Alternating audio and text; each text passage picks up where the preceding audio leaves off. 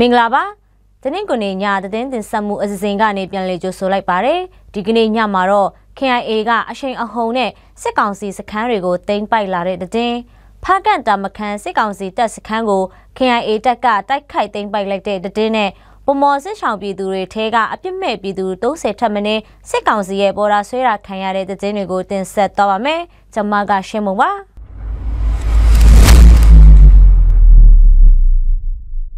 KIA စစ်ဌာနချုပ်လိုက်စာနဲ့နှိစက်တဲ့စစ်ကောင်စီတပ်စခန်းတွေကို KIA နဲ့ပူးပေါင်းတပ်ဖွဲ့တွေကမတ်လ9ရက်နေ့ကနေထိုးစစ်ဆင်တိုက်ခိုက်ခဲ့ရမှာစစ်ကောင်စီရဲ့တပ်စခန်းတစ်ခုပြီးတစ်ခုကိုတိုက်ခိုက်သိမ်းပိုက်နေတယ်လို့ရှေ့တန်းသတင်းရင်းမြစ်တွေထံကနေသိရှိရပါတယ်။ဒီကနေ့မတ်လ10ရက်နေ့ကလည်းတိုက်ပွဲဖြစ်ပွားရာခါရာဘုံစစ်ကောင်စီတပ်စခန်းနီးမှာရှိတဲ့နောင်ရာချင်းခန်းစစ်ကောင်စီတပ်ကိုလည်းတိုက်ခိုက်သိမ်းပိုက်လိုက်ပြီးဖြစ်တယ်လို့သိရပါတယ်။စစ်ကောင်စီတပ်ဟာ KIA ကတိုက်ခိုက်သိမ်းပိုက်ထားတဲ့ခါရာဘုံတပ်စခန်းတွေဖက်ကိုတိုက်လေရင်နဲ့ဘုံကျဲတိုက်ခိုက်တာတွေအဆက်မပြတ်လှုပ်ဆောင်နေပါတယ်။မတ်လ9ရက်နေ့ညနေပိုင်းမှာလဲတော့ဖုံးရံစစ်ကောင်စီတပ်ခလာရ140နှစ်စခန်းကိုတိုက်ခိုက်သိမ်းပိုက်ပြီးတော့ KIA တပ်မဟာကိုစူပေါင်းတပ်တွေကလည်းတာမခန်စစ်ကောင်စီတပ်စခန်းခမရ119စခန်းကိုတိုက်ခိုက်သိမ်းပိုက်လိုက်ပြီးဖြစ်တယ်လို့စုံစမ်းသိရှိရပါတယ်။မတ်လ9ရက်နေ့ကစပြီးဒီကနေ့10ရက်နေ့အထိစစ်ကောင်စီတပ်ရဲ့အရေးပါတဲ့တပ်စခန်းကုန်းတွေနဲ့တပ်စခန်းငယ်ပေါင်း20ကျော်ကို KIA ကသိမ်းပိုက်ထားနိုင်ပြီဖြစ်တယ်လို့အတည်ပြုထားပါတယ်။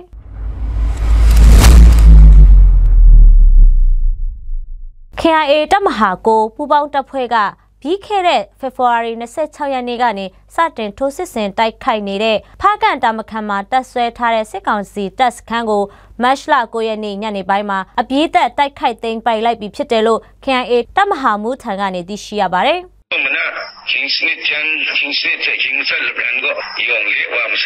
အင်အား80ကျော်ရှိတဲ့ခလာရ119တာမခန်စစ်ကောင်စီတပ်စခန်းကို KIA ပူးပေါင်းတပ်ကမတ်လ9ရက်ည9နာရီခွဲအချိန်မှာတိုက်ခိုက်သိမ်းပိုက်နိုင်ခဲ့တာဖြစ်တယ်လို့သိရပါတယ်။တိုက်ပွဲပြင်းထန်နေတာကြောင့်တာမခန်ကျေးရွာနေပြည်သူတွေဟာစစ်ပေးရှောင်နေရချိန်တာမခန်ကျေးရွာကနေအိမ်3ပုံ2ပုံခန့်ဟာကတိုင်းတောင်ကစစ်ကူလာတဲ့စစ်ကောင်စီတပ်နဲ့ SNA ရှမ်းနီပြည်သူစစ်တွေကမိရှို့ဖျက်ဆီးခဲ့တာဖြစ်ပါတယ်။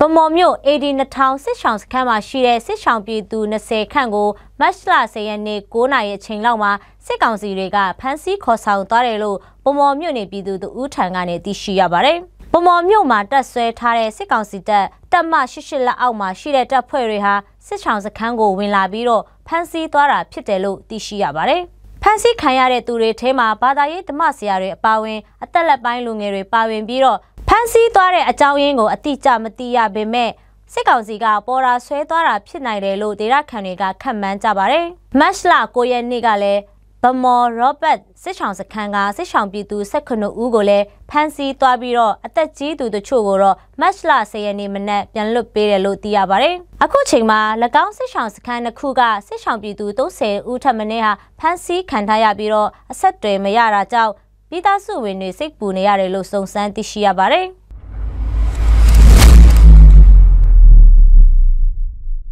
တနင်္ဂနွေညရဲ့သတင်းတင်ဆက်မှုပြီးဆုံးသွားပါပြီ။ကြည့်ရှုနားဆင်ခဲ့ကြတဲ့ပရိသတ်အပေါင်းကိုစိတ်နှဖျားရှင်လန်းချမ်းမြေ့ကြပါစေရှင်။ကျေးဇူးတင်ပါတယ်ရှင်။